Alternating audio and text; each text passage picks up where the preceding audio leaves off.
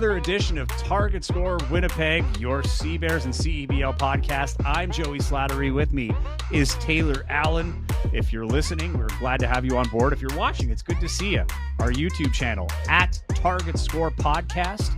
Be sure to tune in. There's a lot of extra stuff on the visual aspect of the show.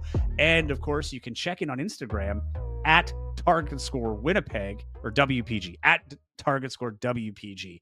And if you are following us, I know a lot of you are because you sent the questions in. We have the return of Target Time coming later on today because Simi Shittu is our first guest of 2025. Yeah, it took a while, but here we are now. The dust is settled. Everybody's home. Everybody's here. And now we've got a guest on the show for the first time. And we put it out on Instagram. If you had a question for him, you could send it our way. And we got a bunch. We got to as many as we could. They're better than our questions. Totally. So we got to as many as we could. And yeah, awesome time. You're going to be looking forward to that interview. It's coming up in just a little bit, but we cannot move forward, Taylor, until we address the heartbreak. Actually, you know what? Let's have a moment of silence here for the Indiana Pacers and their near win. Losing in 7 games, Taylor, I'm not even going to make fun of you. I couldn't imagine what that's like. Tough one, buddy. The only thing I know with Game 7 is winning. That was back in 2008. And it's got to sting, buddy. Halliburton injured. You texted me what had happened. I'm going to be sick. And I was still wrapping up on my CEBL stuff. I didn't even see it happen live. And then I went and checked out. I was like, oh, no, not another Achilles. But how are you doing, man? Oh, Joey. I was tempted to call in sick on Monday. My goodness. I mean, I've been through some, heartbreaking, soul-crushing defeats as a sports fan in my lifetime, but my goodness, this might take the cake. I mean, Game 7 starts. Tyrese Halliburton's out there, and he looks awesome. Drains 3 3-pointers. One of them was basically from the logo. He's full of confidence. The whole team looked like they were full of confidence. They looked so comfortable out there. They did not look like the lights were too bright, that the moment was too big for them. And I'm sitting there watching this, the first 5 minutes, whatever it was, and I'm thinking to myself, oh my God, they're going to pull this thing off. They're going to beat the Thunder. And then sure enough, all it took is one, bad step. Tyrese Halliburton goes down. And the visual of him on the court, smacking the court, screaming, crying in agony is going to stick with me and probably everyone who watched that game for the rest of their lives. Because it's just like, anytime an athlete, tears their Achilles, it is devastating, right? Doesn't matter if it's a preseason game or Game 5 or whatever it is at any point in any season in any league. But for it to happen to a guy like Tyrese Halliburton, who is having this historic playoff run.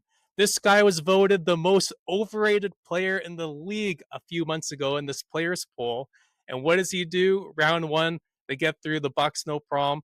Round 2, they knock off the Cleveland Cavaliers, a team that everyone just assumed the Pacers going to knock them down, and he hits, a game winner against them. Eastern Conference Final, he hits that insane 3 to force overtime against the Knicks. That bounces off the rim and drops, the choke line, like everything. He was just having like this fairy tale, incredible, legend in the making playoff run. And for it to crash and burn the way it did, I keep saying heartbreaking, but there's no other way to describe it. Like, it was just, God, it's been a few days now and I still can't wrap my head around it. Like, if you truly sit down and think about it, that might be one of the most devastating losses that any franchise has had in any sport. Because again, and I don't think it's just me, I truly think, and call me Homer, I don't care, I truly think the Pacers were going to pull it off if Tyrese Halliburton stayed healthy. And it's an extra kick in the you-know-what, because now it's a torn Achilles. So he's basically out for all next year too. Yeah. So, as a sports fan, we always have in our back pocket, well, there's always next year, right? But for the Pacers, it's like, we just lost the biggest game in franchise history against this historically good Thunder team, and we came oh so close to being able to knock them off to win our first NBA title. And now, and by the way, you lose that, and next year, yeah, you guys are toast as well because you're a star player. torn Achilles. Thanks for coming out. So on Monday, everyone in the media was giving the Pacers their flowers, saying how fun they were to watch and how they were such a great story and how sad they are to see what happened and stuff. But like, man, like I said in the text to you, like I felt sick. I still feel sick, and I think I'm always kind of gonna feel sick. Even though this team spoiled us with so many great memories and stuff, like it's still just so sad how it ended. And he was just, I mean, really made his name these playoffs, right? Like the heroics and the crazy shots and the crazy comebacks. Uh, I felt awful because, hey, Jason Tatum's in the same boat, right? Except it was game 4 in the semifinals to the Knicks. But, and then Lillard had one earlier too, like 3 Achilles injuries in one postseason's nuts. Um, I just couldn't believe it, like, of all things to happen. And, he was already playing through injury.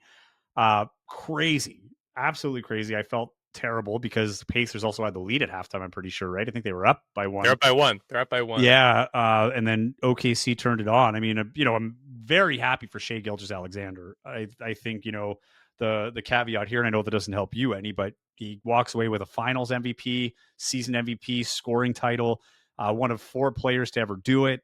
Now, thrust in the GOAT conversation, like to me, it's still Steve Nash, and like I don't like putting that thing on anybody until careers are over. But I mean, greatest Canadian right now by a long shot. 4 Canadians playing in that game total was awesome to see. All having an impact, like not just guys on the bench, like these are guys that were starters and getting major minutes. So great to see that. With But that like I said, said, though, Joey, with that yeah, said, I mean, the Thunder, they're so stacked. They're so young. They have about 20 dude, billion draft picks they coming still down have the 2 more pipe. left from Ex- the original trade for Paul George. They still have 2 more draft picks to build from, and they're already exactly. stacked. And there's no Exactly. contract issues. Like that's the other thing. They're not even like worried about like, oh, how are we going to match they're all like on their early contracts outside of Shai Gilgeous-Alexander. Like there's a lot of time for this team to make some noise. Like this could be a dynasty for years to come. Exactly. They're going to be the next Golden State Warriors. Yeah. So it's like if they lost to the Pacers, honestly, wouldn't have been that big of a deal for them because they're going to make it back there. Probably going to make it back there at least 3 more times. Like that's how, much promise and potential that this team has. And all the guys that they do have, like guys like Chet, Jalen Williams, like they're so young. Like they're only going Yeah. to get better and they're already the best team in the league. So if Not the the Jalen Pacers Williams from the Sea Bears. no, but he's a good player too. So yeah, if they did lose, it's like whatever. Where for Indiana, it's like I don't know if they're gonna make it back, especially with Tyrese Halliburton. You never know how a guy bounces back from Achilles. Some guys manage to do it, other guys not so much. So that's kind of another part of this story as well. It's like they caught lightning in the bottle, and there's no guarantees that teams can do that again. And the Pacers, they've never won the NBA title. They've never won it. In 1998, they took Michael Jordan, Scottie Pippen, and the Bulls to Game 7 Eastern Conference Finals, gave them the best run that anyone did really in their dynasty era, and they came up short. And then in the year 2000, the Pacers finally get over the hump, make it to the NBA Finals. But you're playing Kobe and Shaq, the Lakers, the beginning of a new dynasty. So of course they lose that 6 games, not happening.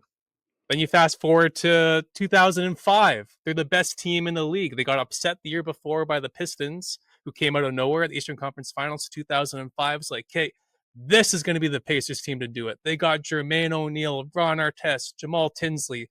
Yeah, an older Reggie Miller, but he's still got some gas left in the tank. And then what happens? Some bozo throws a drink at Ron Artest. He loses his mind. The whole bleeping team gets suspended, and they Malice at the Palace. They ruin Reggie Miller's best chance at winning a title, basically.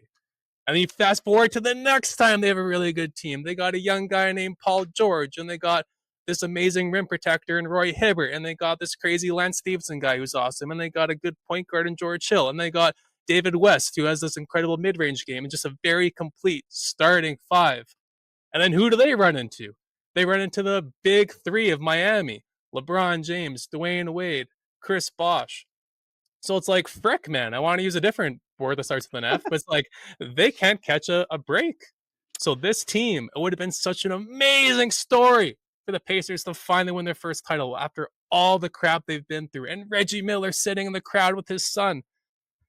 And this is what happens. Like, I've never, this is the last thing I'll say about it because but I've never came close to crying in my entire life watching a sporting event. Never. All right, we've seen emotional sports things, but it's sports, right? But Reggie Miller standing in the hallway after the game, hugging every pacer as they made their way back to the locker room. Oh, that got me, Joey. That got me. My eyes were. I wasn't full out crying, but like my eyes were They were getting welling up. they were welling up when Reggie, embraced TJ McConnell.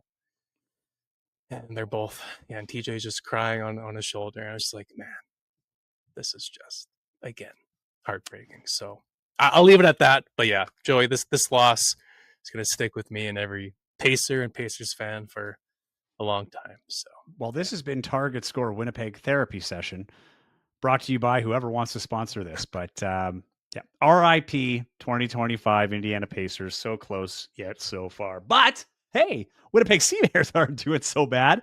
Hey, last 5 games, Taylor. They've won 4 of the last 5. They won 4 in a row before losing to Edmonton to cap off that quick 2-game road trip out west.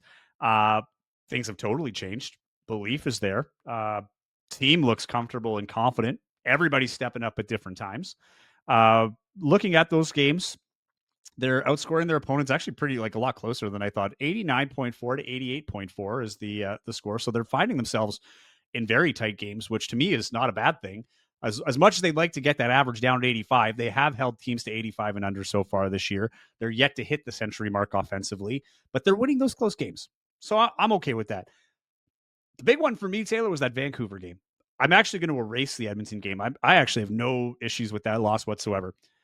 The 5-game win streak would have been the record. 5-game win streaks are hard to come by in a 24-game season, and they are not playing soft teams. Edmonton is a really good team, and they're way more desperate right now simply because they're jockeying for that third place with Winnipeg right now in the division, but Winnipeg has the bye, right? So there's one less playoff spot in the West. But you look at that Vancouver game. They won 92-85. Terry Roberts, we'll get to Simi Shittu, not only the interview, but how well he played. But my goodness, and I had it in my game Terry, day, man, scary Terry. I had it in my game day report ahead of that Edmonton game, and you can catch all the game day reports on the Target Score Instagram page at Target Score WPG or on my Instagram page at Joey Slattery TV. But he had 25 points, 2 boards, and 4 assists. He was the only player that had any consistency in the 3-point. That's one area the team is still struggling. They're still last in 3-point percentage. I believe they're still last in field goal percentage, but it's a lot tighter for that last place. Like we're talking to like tenths of a percentage. But they still need an improvement there. He was 4 for 7 from 3, so he's shooting over 50% from the 3-point line. But man, like he was on another level. Like we saw the offensive. We've seen him play make a bunch, and almost made me eat my words because on the last podcast, I said something along the lines of, you may never see this guy score 30 points in a game. He might have a bunch of assists. He never gets player of the game. He must have been listening because he did almost exactly that. And he had some opportunities. He had blocked one shot, that would have got him to 27 points. You talk about the missed opportunities on the threes. Like he was pretty close to giving me that 30 game, that I thought he didn't have in him, but he impressed me the most on that. Scary Terry, man. Terry, terrific. Your thoughts? Man, what a game. That game clearly shows that this is not your old Winnipeg Sea Bears. The other week, before this road trip, I said to Mike, is there anything differently that you've done as a coach or preparing these guys for road trips, considering how awful you guys were, and that's putting it nicely, on the road last year? And he said, no, this is a completely different team. Like the approach stays the same and whatever. And I was kind of like, I don't know if I agree with that. Like, yeah, it is a different team, but like, last year was like it was really bad on the road, so maybe try something different. I didn't say this. I was like, maybe try something different, but okay, whatever. We'll see how it goes. Taylor giving Coach Taylor coaching. That's right. Yeah, that's Coach right. Taylor to Coach Taylor. I coached grade 7 basketball for a year one time, so yeah, I'm qualified. But totally. Yeah. So, but then they walk into Vancouver, who was the hottest team in the league at the time, the best team in the league at the time, and they walk in there and hand them an L. Yeah, that is a statement game. And I was talking to Nathan Balamu about it today, and he said, yeah, that Vancouver game shows that like we are a team that's capable of going all the way, but we just have to keep playing the game that we played in Vancouver. So Yeah, that's massive. I mean, we talked about it when we were kind of previewing that game. Like Vancouver has just been blowing, or they've lost, they lost the next game after that as well, but they were blowing teams out, right? Like they were the team to beat.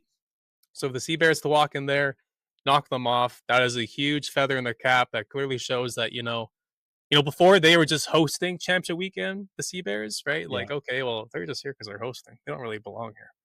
But a game like that actually, legitimizes this team and says like, hey, okay, these guys aren't just a host. Like they actually do belong here. So it It is just sends one game, shockwaves but across the yeah, league.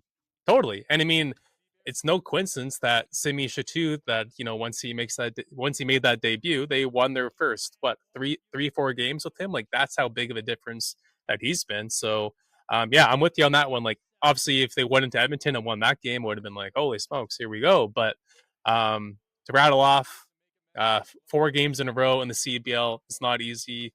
And yeah, this team, like I said, again, they're not just hosting that weekend anymore. Like they look like a team that's actually gonna belong there. No one's happier than Mike Taylor, for sure. I mean, that had to be a rough stretch for him, and to see everything coming to fruition that he was hoping for, that he was calling for. Uh, you look at that game, 20 points off of turnovers for Winnipeg, so strong defensively. They had 50 points in the paint. Simi Shittu had 27 points, so a lot of those coming from him. And they were 46% from the field, which is higher than their season average. Could be better, but whatever. Take 46. And that was mission accomplished, because it's hard to prepare for 2 games in a span of 3 days, especially when you're on the road. There's no practice in between. You really have to focus on the task at hand, and that was the biggest challenge, right? To beat Vancouver, it does a lot more than losing to Vancouver and beating Edmonton. If you're going to go 1-1, that's the 1-1 that I want. They played really well, and even in that loss to Edmonton, they lost 98-85. Not a great showing defensively. They were, they got, almost gave up another 100. But Shittu, 30 points, 12 rebounds, like 2 straight double doubles. He had 14 rebounds in that game against Vancouver. Even Harris, 22 points, 6 boards, and 4 assists in that game against Vancouver. But I'm not putting much on, like, I'm not going to spend too much time on the Edmonton game. And I just don't think it warrants it. At some point you're going to lose. A 5-game win streak's tough in this league. And it's, they felt themselves, I think, a little bit on that Vancouver win. And I think that is still the chat, right? Like, I didn't think after that Edmonton game, like, everything's ruined. I still think you're going to lose your games. It wasn't great. You have a week to regroup, and you're going up against a Scarborough team that has Cat Barber, and has had a bit of an up and down season so far. A team that won the championship just 2 years ago, uh, in a very tight East, right? They're in third right now at 6-5, but Niagara's in first at 7-4, right? So they're right there. Like, this is a tight race between 1 and 3. You could even throw Ottawa in there at 4 and 6. Brampton a little too far at this point at 3 and 8, but still not out of it.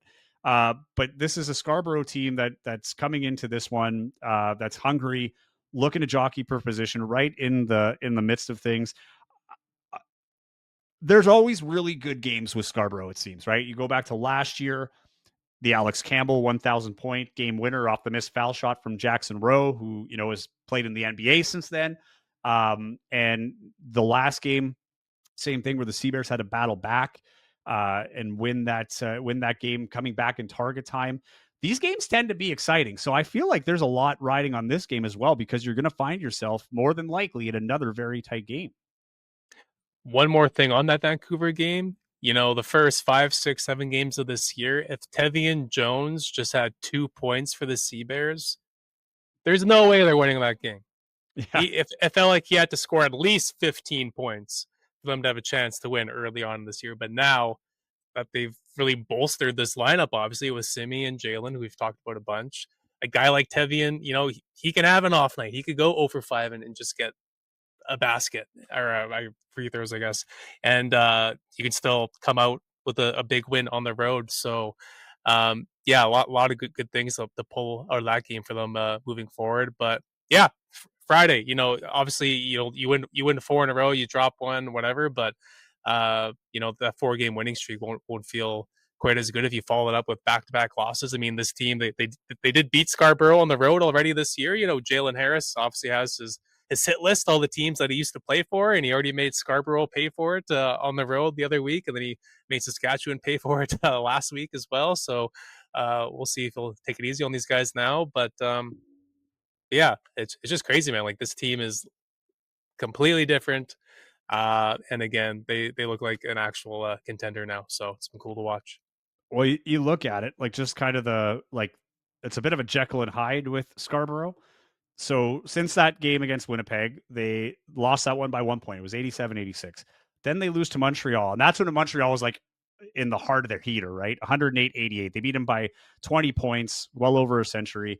But then they come back and score 100 points of their own to beat Saskatchewan.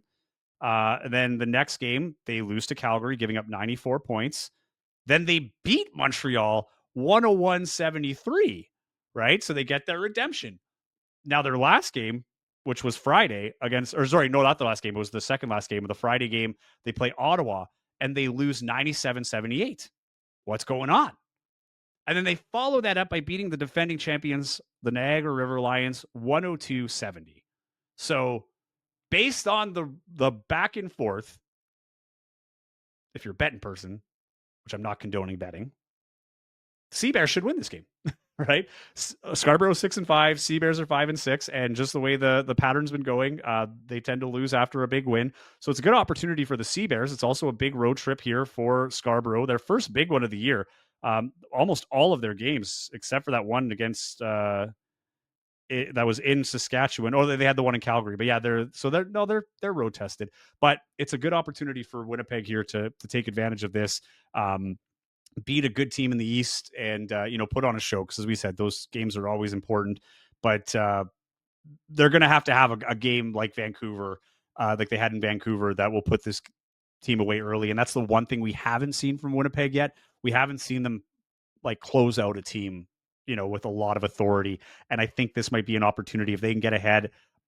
That's where I would like to see out of the CBears, is get ahead early and not let them come in, including target time. Just like Ottawa did to them, get into target time, get 2 quick threes, and then whatever, foul shot and 2 points, whatever you need to do to get the next 9, but just get it done early, close them out. That's like the one thing that I still want to see from Winnipeg, and it would be nice if they get to that 100 points. Just that's that next little milestone. If you're breaking down like the little things you want to achieve throughout the season, I think getting to 100 points would be huge in that one. But definitely have reason to feel themselves. I wouldn't be worried too much about that loss in Edmonton. I think no one on the team is. I think they'll take what they need out of it, brush it off, move on to the next one. We should be in for a good one on Friday. Do you have something to say before we get to Simi? I was just going to say that's a great point about closing teams out, because that Montreal game and Saskatchewan game, they had a big lead going to the fourth. Both those games, especially the Montreal game, go way too close for their comfort at the end. And they figured it out and pulled it out in the end. The CBears did, but in a game in June, you can kind of get away with that and come back and pull it off, and it's all good. But like when it's championship weekend, and let's say you have a big lead going into the end of the game, and then the other team starts crawling back and ties the game in target time, or takes a 1 point lead in target time, do you have the mental toughness to bounce back from that after blowing a big lead like that? So yeah, that's not a situation that this team or any team wants to find themselves in that Final Four weekend. So you're right, that is something they absolutely need to get better at. Is when these other teams are down, you got to be able to step on their neck, and finish it off. And so yeah, that's a great note heading into Friday, and also some more bench production. I've been too nice. Yes. So they need a bit more out of their bench. I know some of those guys. Has been great off the bench. Yeah, but really, he's stepped up. And he's really surprisingly stepped up, right? Like, I don't think that was a dude they were expecting to come in and, have the role that he has. It's been a nice surprise, but 100% some veterans on the bench that, you'd like to see a little bit more, coming from them. But no, I agree with you. Bench scoring is a big one. And, we talk about the mental toughness and how hard it is in target time in general.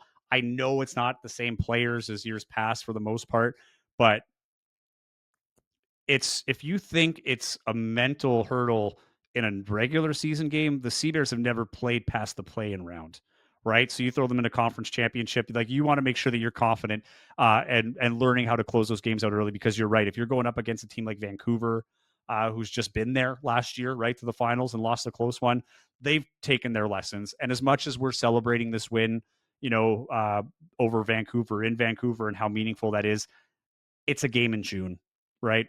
A Friday night in June. Vancouver doesn't care. Mitch Creek isn't crying over this loss. Those guys are looking forward to earning their spot to play Winnipeg in the conference finals. So they do have to continue on those good habits and learn how to close out. And we'll see if it happens on Friday. Without further ado, though, let's get to our first CBears guest of the season, including the return to target time and the fan questions. See if yours made the cut. This is our interview with the newest CBear, I guess, still, and star CBear, Simi Shittu. Simi, thank you so much for joining us here today on the Target Score Winnipeg podcast. Thanks for having me. Okay, so later on, we have some fan questions we're going to get to, but we got a bunch with this particular question. Why Winnipeg? What was it that made Winnipeg a spot for you to sign this year? Honestly, me and Mike were able to build a good relationship over the phone, and we had the kind of the same vision. So, and I'm close to Emmanuel Acott, and he, just kind of marketed Winnipeg a little bit to me, which definitely helped as well. So I just felt like it was the best choice for me. With the other offers I had and stuff like that and things, I just felt like, with the atmosphere, you guys hosting and everything like that, it was a good opportunity for me. For those that don't know, Simi, what's the history that you and Emmanuel Acott have together? Yeah, so me and Eman, we played Team Canada together in U17, and we kind of just built our friendship since. I almost went to Arizona with him, but that didn't work out. But yeah, but I mean, we've been staying in touch since, and we've been play against each other AAU and just little camps and things like that. So When you that decision, because you end up going to Vanderbilt, you were like an All-American with the McDonald's All-American. You didn't play in the game because of injuries, but I mean, you were at that level. I'm sure you had your pick of universities. What was it that made you go to Vanderbilt? Like, what was the connection there where you thought that would be, the best spot for you in college? yeah, so education was a big thing for me, but also Vanderbilt's in the SEC. Which I was able to play against all the top teams, best conference in the country, and kind of start my own kind of wave. Me and Darius were pretty close during high school, so we were able to kind of build that friendship and then kind of, wanting to go to the same school together. Um, and then, yeah, the coaching staff, they're really good at recruiting, and I built a good relationship with them too over the phone and on my visit and things like that. So it felt the most comfortable, I would say. I didn't know that you and E-Man were talking and about maybe teaming up at Arizona. How close did that come to happening? And was that something that you two were actively seeking out? Like, hey man, like let's find a school that maybe fits for both of us.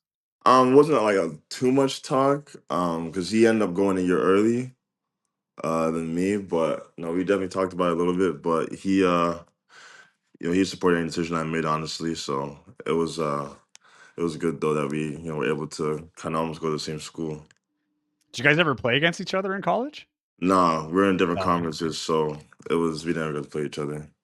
So before you come to Winnipeg, like you've played in the CEBL before, you were with Calgary in 2023, but hmm you had a year off in between. So I'm just curious as to the decision to, take that year off and then come back in 2025 to play with Winnipeg. And, you already mentioned like the atmosphere and the championship weekend, but what was the reasoning behind the time off? it was my first full year overseas. So I was in France to start, and I finished off in Greece. And the seasons are pretty long, 10 months. So I wanted to kind of, work on my game and also just spend as much time as I can with family and friends that I kind of missed over the years. So that was probably the main thing for me. And obviously, I had thoughts about going back to play, but I just wanted to kind of prioritize those things. So for you, I mean, for those that don't know, like the reason why you were late getting to Winnipeg, joining the Sea Bears, was because your team in Greece. You guys won a deep playoff run. So Simi, take us through what it's like playing pro basketball in Greece. We've heard they're obviously a very passionate basketball country. And what's the playoff atmosphere like over there? I'm sure it must have been pretty intense. Yeah, Greece was great. Every game was almost a dogfight, really. So, I mean, we went to 3 games. Our first series against a team called Karditsa, which was tough, and the fans, as you said, are very passionate, um, and we end up playing Panathinaikos in the semifinals. Everyone knows who they are, so it was definitely a good experience just to kind of play at that level, play with a bunch of good players, and play against a lot of great players as well. And obviously the atmosphere with those fans that you've probably seen on social media and things like that, how they get. So it was just a great experience for me overall. Okay, Panathinaikos. Stick with me on that one because I think if I'm correct, you had a good game against them too, right? It might have been a regular season game, but that atmosphere, was that the most intimidating atmosphere you've ever been a part of? Like, I understand Sea Bears Nation is crazy, but Hmm. if people haven't seen it, Google it. Greece basketball fans are insane, particularly with that team. What was it like playing in front of that kind of atmosphere, and how does that motivate you or inspire your play when you're in that kind of an atmosphere? Yeah, so I mean it's you against everybody at that point. And even when they came to us for game 2, the fans travel a lot, so it felt like a away game there too. But yeah, just the whole atmosphere and everything like that. It's just great, just an experience. Just kind of, it's not really a lot of pressure. It's more you gotta enjoy the moment and be locked in and come ready to play for sure. Because it's a high stakes situation, and obviously there's you versus the world at that point. Is that the craziest atmosphere you've ever played in? Definitely one of them. A lot of crazy atmospheres when I played in France. And then I've been in Greece 2 years in a row, so I was able to kind of get experience in different arenas, different places. But it's definitely up there. Is there anything different that they do over there that we typically don't see in a sporting arena in North America? Yeah, I mean they chant from warm ups until the end of the game, like the same chant the whole time. Like they don't stop. And yeah, the fans, yeah, they very passionate. Like it takes kind of long to get out of the game sometimes, and yeah, they react to every call, any little loose ball, any little foul. Like the whole arena would just explode. So it's definitely a great atmosphere to be in. Shooting free throws in that environment. Yeah, Can you block out that noise? I know guys say that they can, but like, can you really, or what's it like? I mean you can't really block it out, but obviously you just gotta practice your free throws and be ready for whatever situation. It definitely helped me. I feel like so my free throw shooting as well. Just been in certain atmospheres to where I don't really feel as much pressure. I would say anymore. How difficult is it, Simi, to come into a new team, wouldn't say midseason, but a quarter way through the season, especially as a team is struggling? How difficult is it to mesh with a team like that? Obviously, you did a good job at it. And how much did your experience say with the national team and places where you're kind of meeting guys for the first time and there's a lot of changes where you have to adapt fast? Yeah, for me, it was turning pro was like made me realize that you have to kind of adapt pretty quick to a lot of situations. I feel like every role you have in every team is different. You got to kind of be adaptable and obviously adjust to whatever they give you. Um, but with this team, with Winnipeg, it was kind of seamless transition. I feel like, um, and I feel like they're very welcoming and they kind of made things easy for me and we play the right way, and it was kind of easy just to kind of fit into the puzzle, really. And then yeah, we just were able to bring it together. I feel like I've been here longer than only 2.5 weeks, so but I'm just glad to be able to fit in, and we started pretty successful the first couple of games of the season. So Simi, to be honest, after last season, I think a lot of Sea Bears fans were maybe a bit concerned, like, will big name talent, want to come after the season that they just had? A bunch of guys were leaving, and there were some issues in the locker room and whatever. And of course, the team is hosting championship weekend this year, so that's kind of a good selling point, of course. But for mhm. you, like, why wasn't that a concern? Just seeing all the turnover that this team had, and your buddies with E Man. I'm sure he had some stories to share to share with you. So why was maybe what happened last year not a concern for you, or at least not big enough of a concern for you to to sway your decision to maybe staying with Calgary or going to a different team in the league? I mean, every team I feel like has there's no perfect team. Everyone has issues, always things that go on. I wasn't really aware of what happened that much last year. But from what I saw, they're pretty successful, and the atmosphere, the environment, and the resources they have over here for us, very professional. So it just kind of made sense for me to come here. You know, other teams in CBL are great as well. They have great resources and great staff and things like that. But I just felt like Winnipeg was able to kind of separate themselves, and I feel like I made the right decision.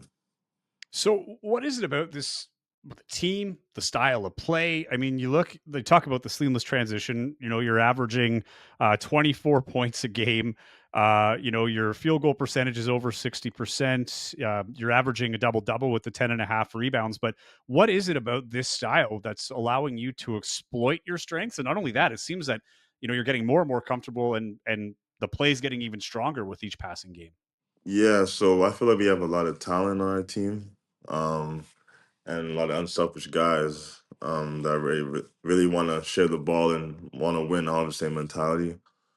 Um, and for me, I've just been in situations where in my career I have to adjust uh, pretty quick.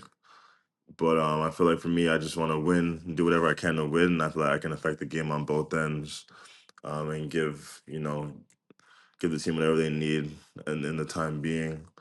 And then yeah, as I said earlier, we gotta Coach Taylor's able to give us the right plays and the right sets to run, and also just focus on defensive end because I feel like we got a lot of weapons on offense, and we have even a great second unit as well. Guys that come off the bench and fill in the right roles in the right spaces. So it's a very solid environment, and I feel like we're only gonna grow and get better.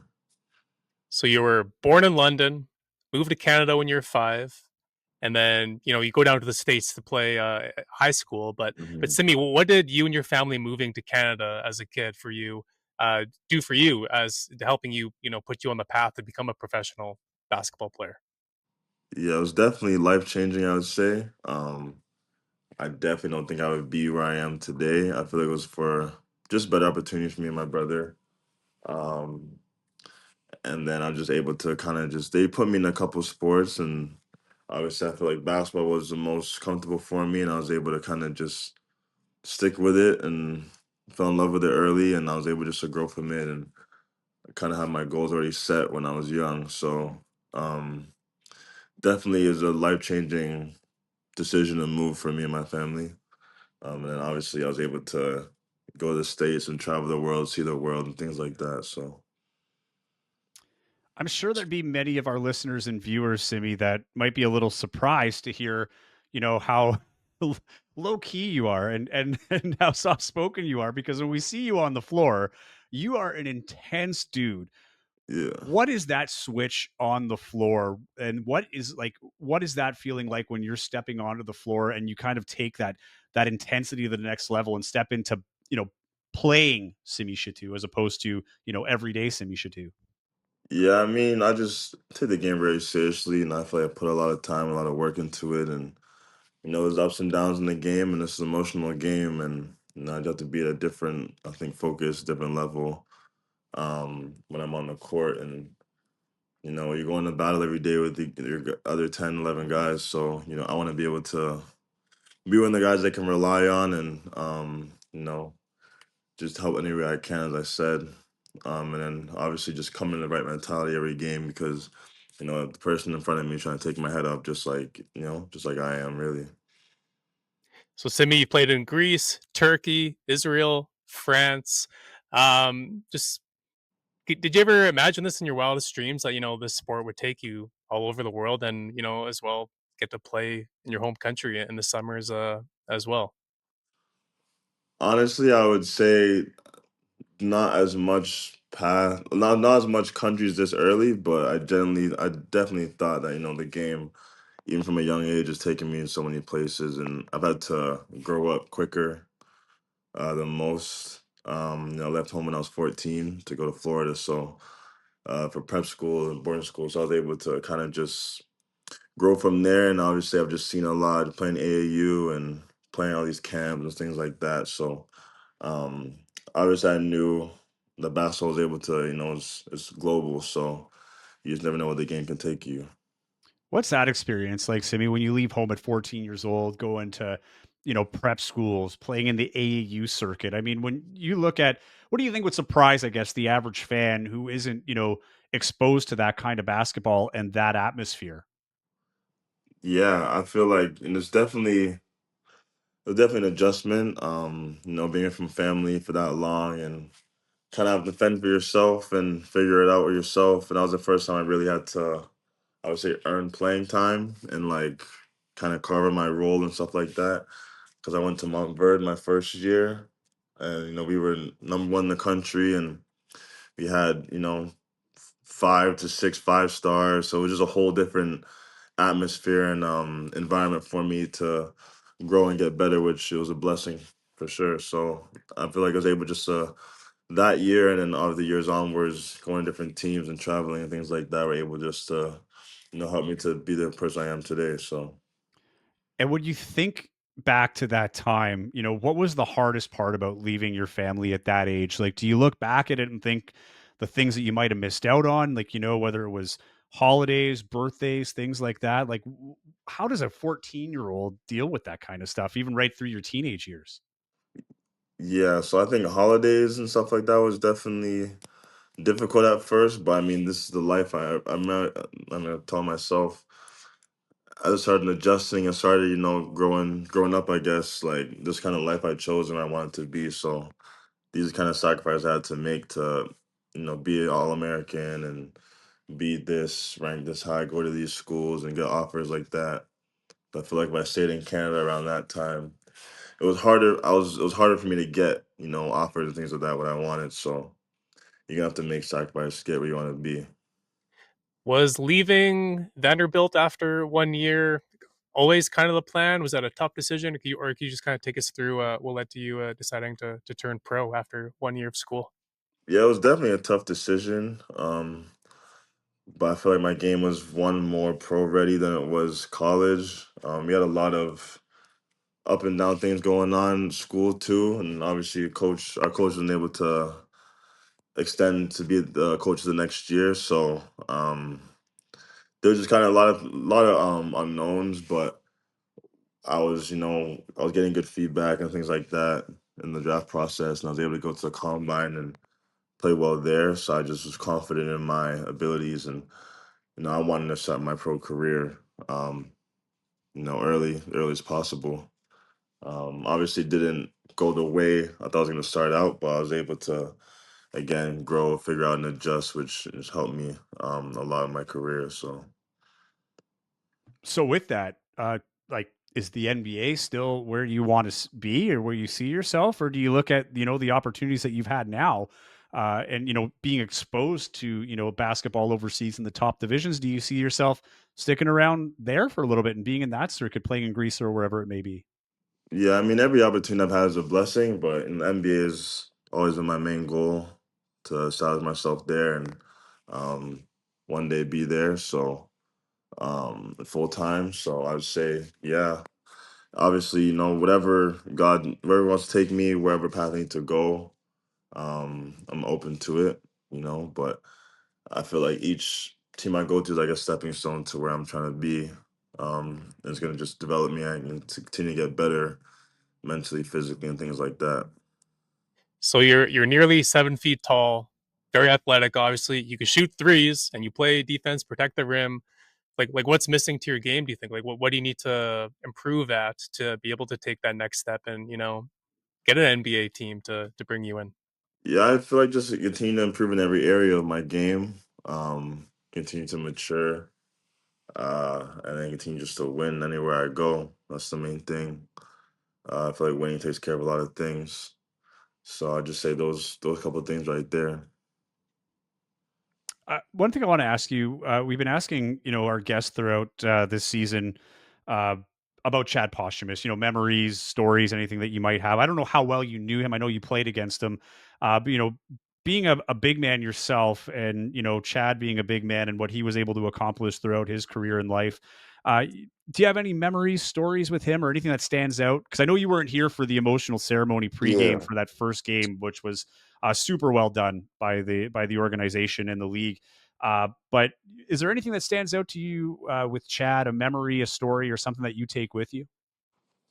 Yeah, so I played Chad twice, I think, or three times my first year in the CBL, and then we had a couple. I mean, he's a funny guy. You know, we would talk on like while we're playing on the court and stuff like that, and he's a really good player as well. But he was closer with my older brother.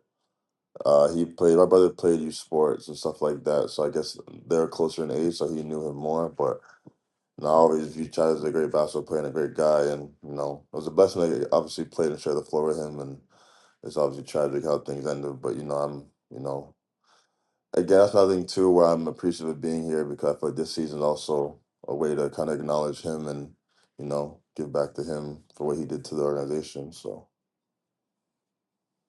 Should we go on to target time? Our first one of the year, Joey. We've been Oh, slacking. We're midway through the year. We haven't forced any of the guys to sit down with us for the slowest rapid fire question segment and all of media. I'm ready for target time and the return of target time. I know all of our listeners and viewers are. Simi, are you ready for target time? yeah, I'm ready to go. All right, here we go. Reminder to everybody who's not watched or not seen it in a while, target time is the slowest rapid fire of all time. Kind of like target time, there is no timer. So, Taylor, do you want to go first or do you want me to go first? I'll bat lead off. Okay, all right. Okay, Simi. Anytime we have a big guy on the show, I have to ask this in target time. Yeah. What's the best dunk that you've ever had in your life? Whether it was practice, game, on someone's driveway, whatever it was, what's the best dunk you've ever had in your life? I don't know how to explain it, but it's like a 360, but like you put it around your back too. It's like, yeah, it's complicated. But I mean, I've done between the legs, windmill, stuff like that in games. I haven't done between the legs in games, but I've windmilled in games. But I would say those are probably my best dunks. But what about in game? Like, have you ever? I mean, I'm sure you have posterized someone, but like, is there a certain poster in your career that really kind of sticks out, or a favorite? I don't know, I have a couple, but I would say probably one of mine in college. I was like my third or fourth game in college against Liberty. Then I had a couple in high school. My senior, I wanted my senior that went viral, I think. Like Team Flight Brothers and things like that. But yeah, I mean, those are probably two of my most memorable ones. You also kind of have your signature dunk. It's a little bit like the Shaq logo. Like I've noticed this every time that you go in for the two-hand slam dunk, you have that you hold it for a second, the legs come up, and it looks like the Shaquille O'Neal. Have you kind of adopted that as your own little signature dunk? Honestly, I've just been doing that this past year. Like usually I dunk my one hand, but in Greece I was finishing with two hands. So I mean, either way, but yeah, my parents been telling me that too. That I've been doing that dunk a lot recently. I'm loving it, man. I love calling the two-hand slam. It's like it's fun. So thank you. All right, my first question. It kind of is in the same realm as this, but you said you played in the NCAA, you played all over the world, you have NBA experience, you played in the CEBL. What's the most fun you've ever had playing basketball?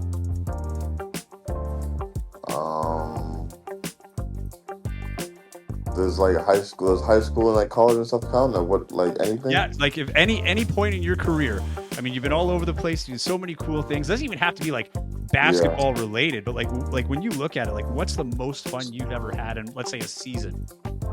Yeah, I mean, every experience has been fun in its own way, but I would say probably my grade 10 year when I was in Burlington at Corpus Christi. And then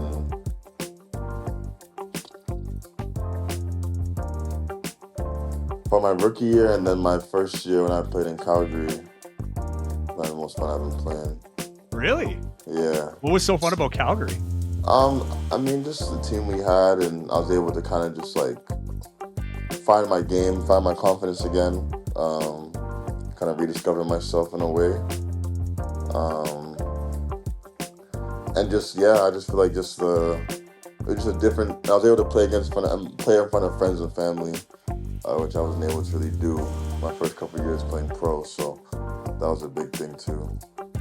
I think that's one of the most underrated parts of the CEBL. That so many guys like yourself. I mean, you guys are playing in Europe, you're playing in Asia. Like you guys are all over the place, and your families are back home, and they'll have to watch your games in the middle of the night or whatever it is on whatever stream that they can find online. So yeah, I think that's one of like the underrated, really cool parts of this league is it gives guys like yourself and Emmanuel and everyone else a chance to play at home in front of friends and family. So yeah, that's awesome. But my next target time question, Simi, if you could sit down, I'll give you two. I was going to be one, but I'll be generous. I'll give you two. If you could sit down with any two NBA legends, just to sit down with them, pick their brains, ask them some questions, which two guys would you pick? And they can still be playing too if you want to go down that road. But yeah, what two NBA legends would you love to sit down with and chat up?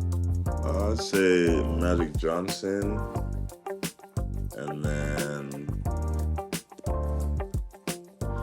it's a toss-up between Mike or LeBron. I don't know. Oh, okay. What would be your questions then? Like, what would you want to talk to them about? I mean, just their experiences in the league, how they got to where they were, how they balance, off-court and on-court stuff, kind of general things. Why Magic? I mean, he had a great career. He plays, the position that, I played growing up. Like, he was a kind of a point forward, things like that. Was able to do a lot of things. And then obviously, he's a Laker. One in university and one in the NBA. So I guess just pick his brain through that. And obviously, he's one of the legends. So he's done everything. And he's beat on Joey's Celtics many times. So you can ask him all about that as well. So here nor there. Choice. Hey, who has the championship in the last 365 days? That's all I'm saying. We were close. Yeah. All right. You get a week off, Simi. So there's no basketball. There's no media. There's absolutely no training. This is a complete week off. What are you doing? Completely honest, being at home with my friends and family, honestly. Hanging out with my friends. We'll probably either be in the gym or we'll be, getting food somewhere, or somewhere sitting down, chilling. Yeah. I obviously want to go on a vacation, stuff like that, for a break and stuff like that, but maybe we can do that too. Like, in a way, not like the lifestyle, but like in terms of where you're living, like it's almost like a vacation every year, a work vacation. Yeah. So, being in Greece definitely felt, kind of vacationish sometimes, but I feel like sometimes I'm too drained from the season, being away for so long, where I just feel like home is it's a break for me, really. I get that. Yeah. Oh, that's fair. My next question, Simi, what's one country or league other than the NBA that you'd love to play in one day, whether it's country somewhere in Europe or somewhere else? What's that one country that you'd love to maybe play in one day? I mean, one of the Power 5 countries, but in EuroLeague, I would say, any of the EuroLeague teams, really, in like Turkey or Greece or France, really. Okay. Would you want to go play for London just because you were born there, or is there like not really any connection there anymore? Yeah, no, for sure. That's definitely, still in the works. I'm thinking about that too. Just, obviously certain things have to get put in place. But yeah, I mean, London's obviously been a place I'd love to play for. Okay. All right. Okay. So all those places you've lived, out of say France, Greece, where else were you? Turkey. Turkey, US, Canada. Out of all of those places, who has the best snacks? Like, are you a junk food guy? Occasionally, but not really. Like, I don't really eat like snacks and stuff like that. But who has the best food then? Food? Probably say Greece, to be honest. Yeah? Mediterranean diet, that's a healthy one. Yeah, I mean, top to bottom, they have everything over there, just not Mediterranean. They have a bunch of stuff over there that, I feel like they're known for that too. everything's really fresh over there, which is good too. Is Greek yogurt just yogurt there? I think it tastes the same as it does here. It's just yogurt though, yeah. Good question. We've all been dying to know. That's why. What about the food scene here, Simi? Have you got a chance to try a few spots? Any of the local guys show you some cool spots? I've really been to a couple places because we've been on the road a little bit. But I mean, we have an Earl's downstairs that I've been to. But other than that, I don't really know any spots out here, or like, you know, famous spots out here yet. So looking forward to getting to know those soon. Well, tell E-Man and Kyler to step their game up, because I mean, no offense to Earl's, Earl's is good, but I mean, Winnipeg is one of the best food cities in the country. Oh, really? It's better than Calgary, to be honest. So yeah, there's a lot of some gems out there for sure. I'm gonna preface this, Taylor. This will be our last question, simply because I want to get some of the fan questions before we let Simi go. Okay, sounds good. If you have out of the last two, pick your favorite. Okay, the last one I'll go with.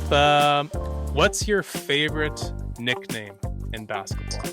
Like, it could be someone on the team, it could be a legend in the NBA, or a current guy, or maybe it's your own personal nickname. I don't know. But what's your favorite basketball nickname? I never even thought of that. It's a great question, Taylor. That's a great question. MVP at Target. Thank you. No, thank you.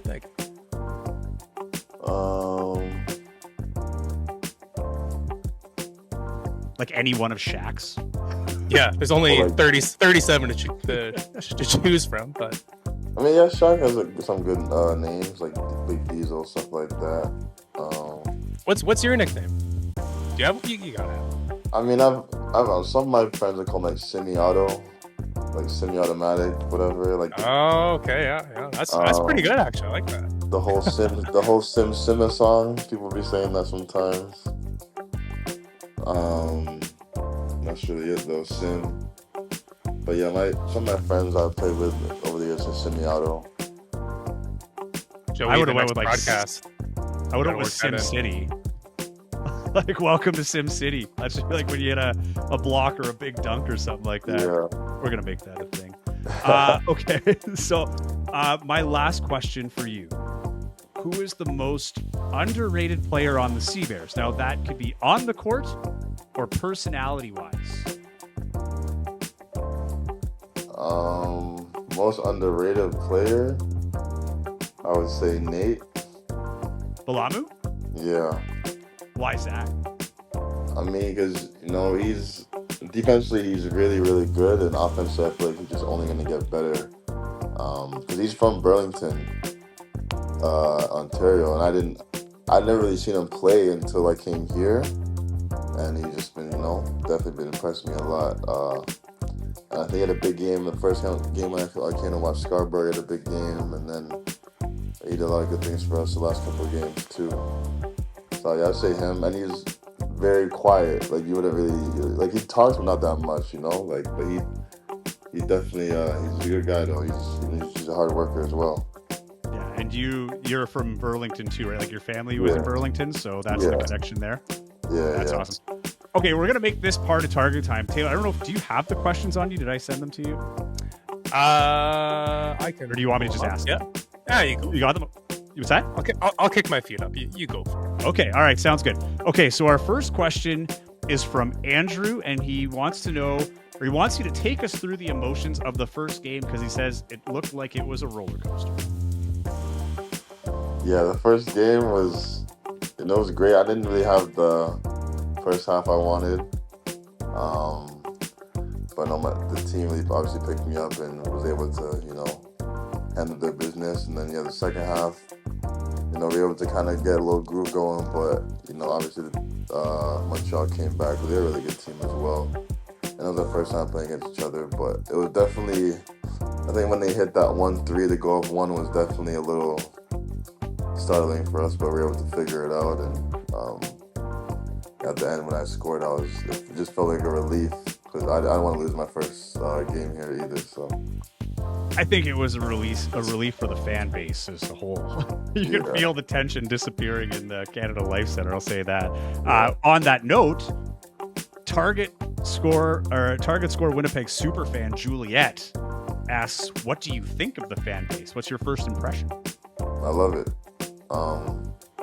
Best fan base I've definitely played with or against in the CBL.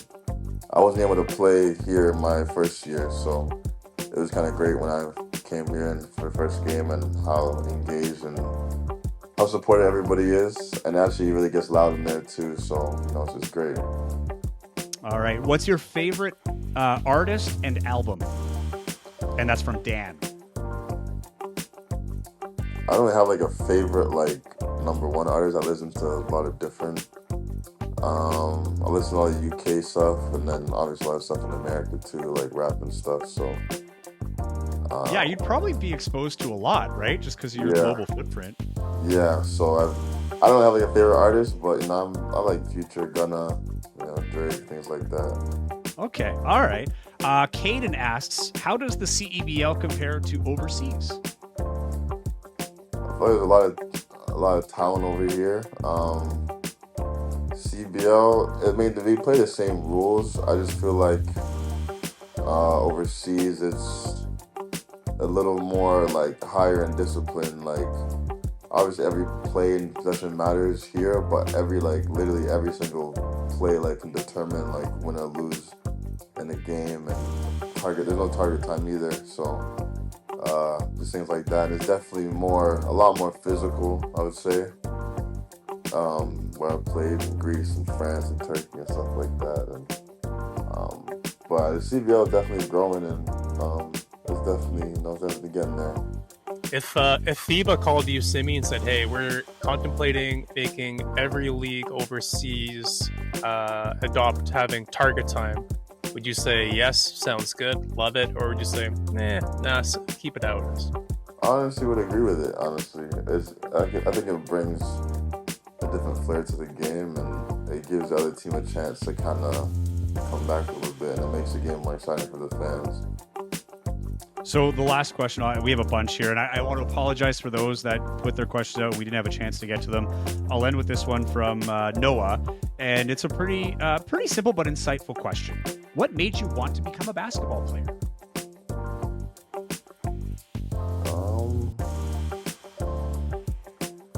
I mean, I started playing when I was 7, but I took it seriously wanted to go to the NBA when I was 9. But honestly, I don't really know. It's just a competitive thing about it, and I watched a lot of LeBron and Michael Jordan growing up.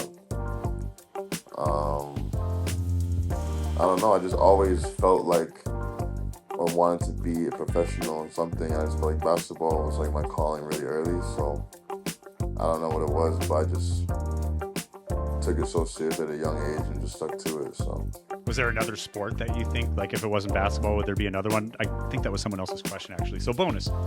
I mean, if I wasn't this height, I think I'd probably be playing soccer, probably. Yeah? Yeah. Nice. Would be a striker? Yeah. Maybe a goalie, but I think I like to score, so. Yeah, you could be a 6'10" goalie or a defender, bring you up for corner kicks and use a header. Boom, there you go. Yeah. There's still a place for you out there. Yeah, I mean, I played lacrosse in prep school too. No one likes lacrosse. Get out of here, Taylor. That's my jam. That's what I like to hear, Simi. That impresses me. That's been the most impressive answer. I'm glad that we snuck that one in, because I think we have to get Simi Shittu back in lacrosse gear and see if he can terrorize some people here in Manitoba. Yeah, no, I don't think that's gonna be my calling. They have the 6-foot stick, the long pole. Can you imagine you with your wingspan and a 6-foot stick? You'd probably be able to drop the ball in from half field. That'd be crazy. Yeah, I don't think Mike would want to be on the lacrosse field. So yeah, probably not. Yeah. Well, that does it for Target Time. Simi, you want to say thank you so much for coming on the show here today, and it's been great to see you here. I know fans have been excited, and it's been quite a show. And good luck this weekend. You got some big games against Scarborough and Ottawa coming up, so wish you all the best as your home game before you hit on the road. Yes, sir. Appreciate you guys having me. What a pleasure it was to have Simi Shittu join us here on Target Score Winnipeg podcast. wealth of experience for a young man, learning. I didn't know all the past about the high school and moving away so young, and how it shaped him here. I mean, it's all paying off, but those are sacrifices that even as an adult are tough to come around and make. But the sacrifices he's made throughout his career, for the young listeners out there, it goes to show some of the sacrifice. You could be talented and it seems like it's a lot of fun, if you get that attention, but to move on and become a professional, it's a long lot of years of sacrifice and hard work to get where he is today. But what a great interview that was. It also helps having a badass nickname like Simi Auto. I mean, come on, Simi Joey. Otto's awesome. If you don't incorporate that on the next broadcast, I'm calling Mike Morielli, because like that's come on, like that's a badass nickname, Simi Auto. Simi Auto. Like I was shocked Sim City wasn't one. I just feel like it's right there. I don't know. Welcome to Sim City. Man, we might have some merch drops. We might have some merch drops coming here, eh? Yeah, good idea. I like it. But no, it was really good. This is a guy that a lot of people wanted to get to know. I think everybody was pretty happy with that interview. Just a really interesting dude, incredible basketball player. And it seems like this team is poised. You get the sense that they're really getting along. He's enjoying it here. He talked about how didn't really know much about last year. Didn't seem like a huge topic of conversation.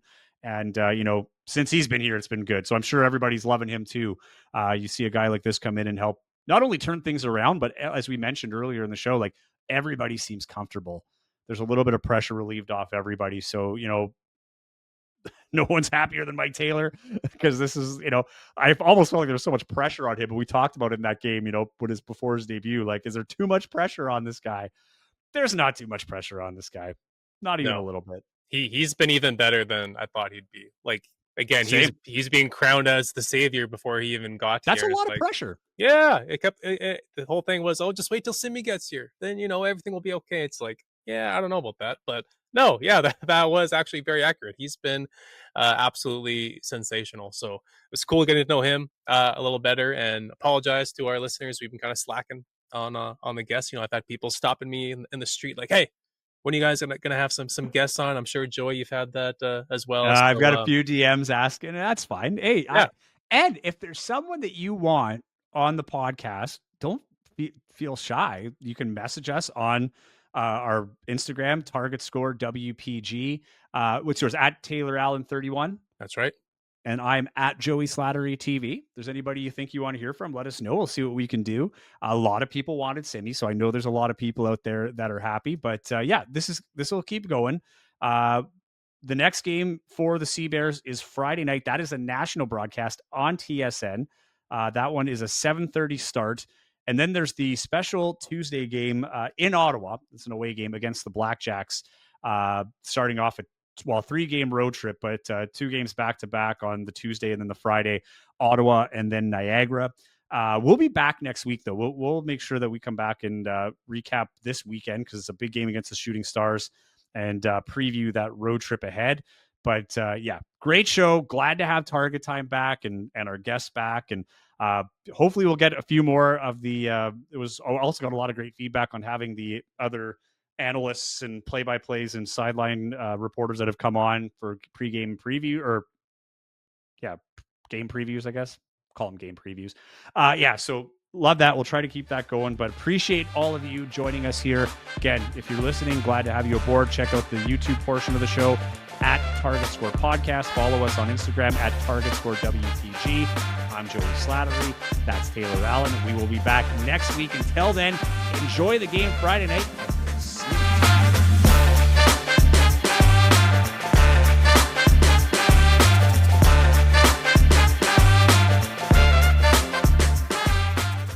Oh, and RIP Pacers.